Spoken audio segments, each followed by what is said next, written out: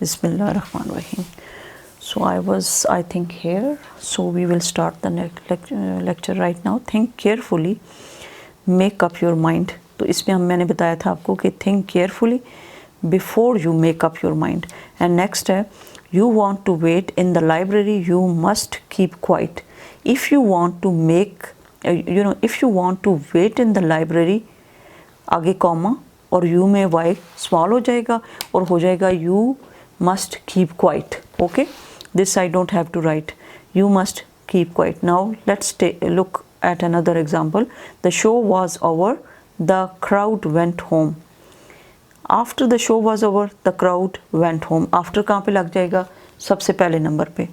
Okay, after the show was over, the crowd went home. ठीक? If it was a beautiful day, we decided to go on a picnic. As it was a beautiful day में as पहले आ जाएगा और it was a beautiful day comma डाल के फिर w small हो जाएगा. We decided to go on a picnic. As it was a beautiful day, so we decided to go on a picnic. या we decided to go on a picnic. Then we waited, the bus came. We waited till the bus came. तो till जो है वो कहाँ पे आ जाएगा? इधर दरमियान में आ जाएगा. यानी लिखेंगे कैसे? टिल दरमियान में लिख के we waited till the bus came. तो फुल स्टॉप आगे आ जाएगा. अच्छा नेक्स्ट है Badr can stay, he can go home. Badr can stay or go home या फिर can go home. Badr can stay or can go home. अब ही दोबारा यहाँ पे यूज़ नहीं करेंगे क्योंकि हमने इसी एक सेंटेंस के अंदर सारे को क्लियर कर दिया है कि Badr can go home or can stay here. Can go home. Badr can stay or can go home. Do not kill that snake, it is harmless. अब आपने because यहाँ पे दरमियान में डालना है. Do not kill that snake because it is harmless. His head touched, यहाँ पे क्या आ जाएगा? Because. His head touched the pillow, he fell asleep. Hardly or when before. कहाँ पे आएगा?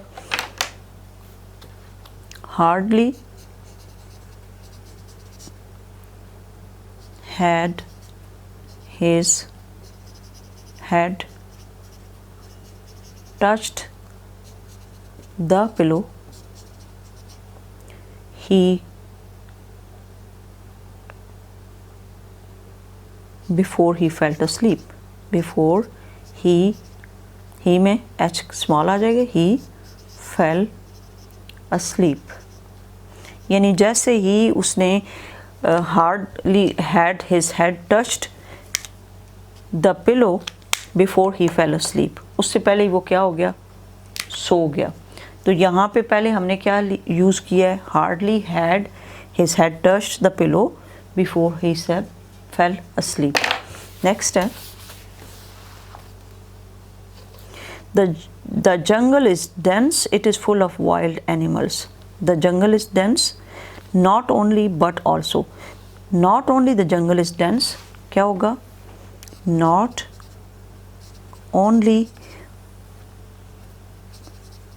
the बाकी सारा वही jungle is dense but it is full of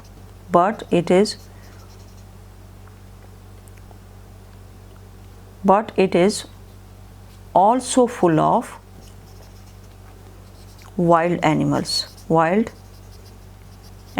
अब कहाँ पे आपने लगाया? यहाँ पे not only लिख के यहाँ पे the jungle is dense but it is also, इसके दरमियान में it is also full of wild animals. Next है gold is precious metal, silver is a precious metal. Gold and silver is a precious metal. दोनों को इकट्ठा करेंगे तो क्या लिखेंगे? Gold and silver. ये कंजंक्शन आपने यूज़ की.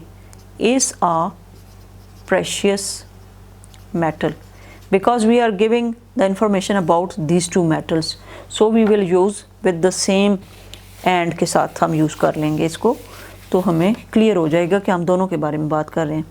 तो कहाँ पे आएगा? And gold and silver is the precious metal.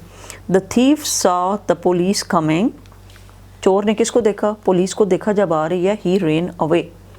As soon as the thief saw the police coming he ran away. तो यहाँ पे क्या आ जाएगा? एज सुन एज, यानी जैसे ही उसने देखा थीफ ने, as soon as the thief saw the police coming. अब इसमें एच जो है वो स्मॉल हो जाएगा। Look at this, as soon as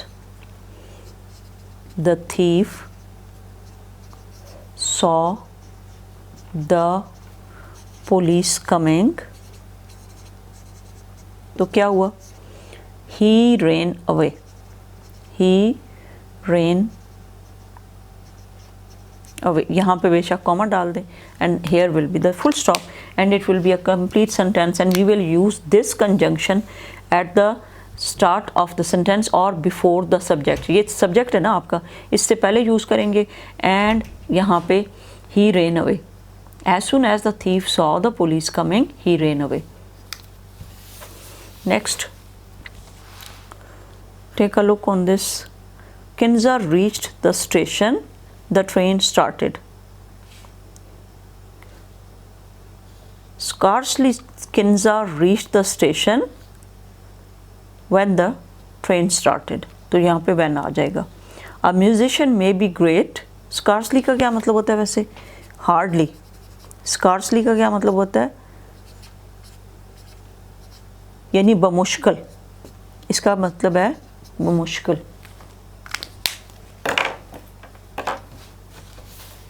next is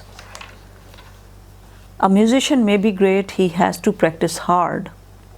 a musician, though a musician may be great, he has to practise hard. यानी अगर एक म्यूजिशियन, बेशक दो के लिए हम क्या यूज़ कर रहे हैं? दो का मतलब है पॉसिबिलिटी है, या फिर you know may be a musician may be great. अब ए को स्मॉल कर देंगे। Though a musician may be great, he has to practice, he has to practice hard, full stop। तो दो किधर आ जाएगा? Before the subject. Next is one should not waste water, it is precious. For it is precious. For दरमियान में आ जाएगा। क्यों हम फॉर कह रहे हैं? क्योंकि ये एक प्रेशियस है चीज़, तो वैसे भी वाटर को वेस्ट नहीं करना चाहिए। Reema sat down to have her dinner. Reema बैठी किसके लिए? डिनर के लिए। द बेल रिंग अगेन, तो क्या आएगा? Reema sat down to have her dinner, no sooner the bell ring again. No sooner the bell ring again. The tiger came near the baby, he turn and went away. The tiger came near the baby, but he turned and went away. तो यहाँ पे क्या आ जाएगा? But. Dania went for a walk every morning. She wished to keep fit. In order to keep fit. अब यहाँ पे she wished बेशक ना लिखें, यहाँ पे लिखें या फिर स्टार्ट में कर दें in order to keep fit. Dania went for a walk daily. In order to keep fit, Dania went for a walk every day.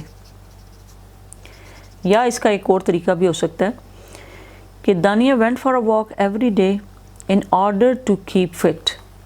तो हमने क्या किया शुरू में? in order to keep fit को पहले कर दिया। फर्स्ट ऑफ ऑल यहाँ पे in order to keep fit, Dania went for a walk daily. And then next is, all the members are present, we can start the meeting. Since all the members are present, we can start the meeting. Since means कि ये सारे मौजूद हैं, जबकि अब यहाँ पे since का क्या मतलब है, मीनिंग है, अब जबकि ये बात है, जबकि तो सारे members हैं, since all the members are here, so we can start the meeting. So what will you use in the front of in the beginning of the sentence? Since all members are present, we can, यहाँ पे comma डाल के we can start the meeting. The question seems difficult, the answer is simple. Though the question seems difficult, the answer is simple. यहाँ पे दो start में आ जाएगा और फुल कॉमा डाल के टी स्मॉल कर देंगे. The answer is simple. हालांकि अब यहाँ पे दो का क्या मतलब है, THOUGH, दो का मतलब है हालांकि. जब आप किसी चीज़ के बारे में बता रहे हो, हालांकि ये क्वेश्चन आसान है, फिर भी इसका आंसर करना है, सिंपल है, तो answer is simple. Please call the doctor immediately. Immediately का क्या मतलब है, at once. Please call the doctor immediately. The patient is feeling unwell. Unwell कि पेशेंट जो है वो बीमारी महसूस कर रहा है या बीमार है, ठीक है. अनवेल का क्या मतलब होता है, when you are not feeling well, when you are very ill. जब आप बीमार होते हैं तो आप कहते हैं I am not feeling well, या unwell, I am feeling unwell, या नॉट वेल. तो उसमें आपने क्या कहा, please call the doctor immediately, the patient is feeling unwell. For the patient is feeling unwell, तो दरमियान में क्या आ जाएगा, फॉर. और इस दोनों सेंटेंसेस को आप क्या कर लेंगे, इस कंजंक्शन के साथ मिक्स कर देंगे. तो कंजंक्शन कौन सा यूज़ हुआ है, for. The bell rang, the children rushed out of the classroom. As soon as the bell rang, start में क्या आ जाएगा, as soon as the bell rang, comma, the children, T small हो जाएगा, the children rushed out of the classroom. तो क्या हुए, एकदम students बाहर आ गए.